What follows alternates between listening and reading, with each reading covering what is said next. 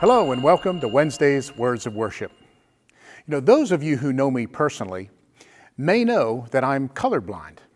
Now, I don't see in complete black and white, but I don't see nearly as many colors as the average person sees.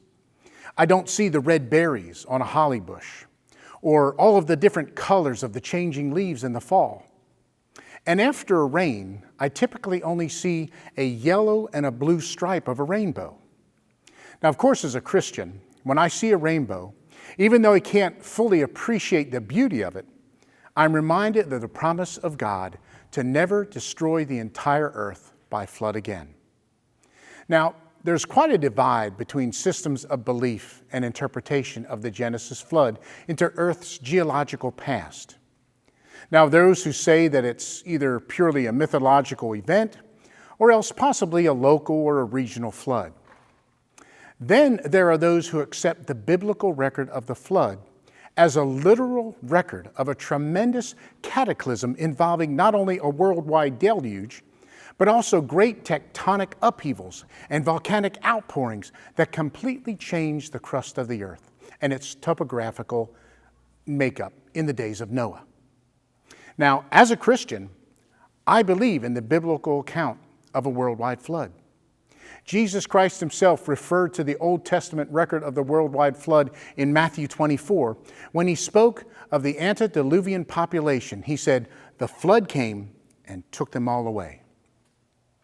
But the point that I want to make about the account of the flood is that God's heart was filled with pain because of how evil the people had become.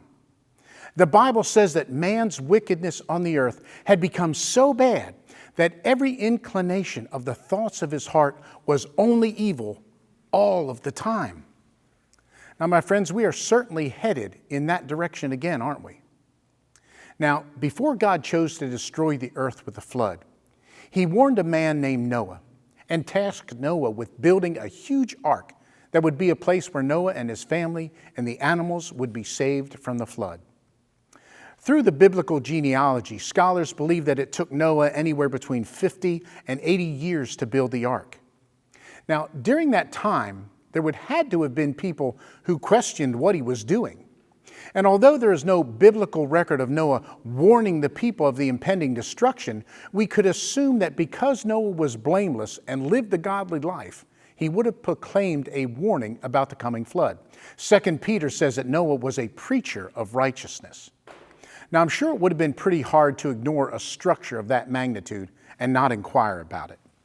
However, it appears that the people went on about their business and ignored any warning they may have received, and the world was taken by surprise when the floods came.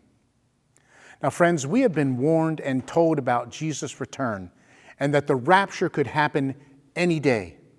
Matthew 24 says that the coming of the Son of Man will be just like the days of Noah, which means we'll all be going about our business and the world will be surprised by his second coming. Only Noah and his family were saved from the judgment of the flood.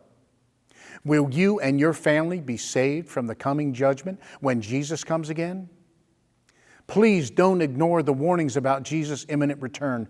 Prepare your heart now so that you will meet Jesus and not be cast away from him. Hey, thanks for listening. I'm Kevin, and unless Jesus comes back, I hope to see you again next week.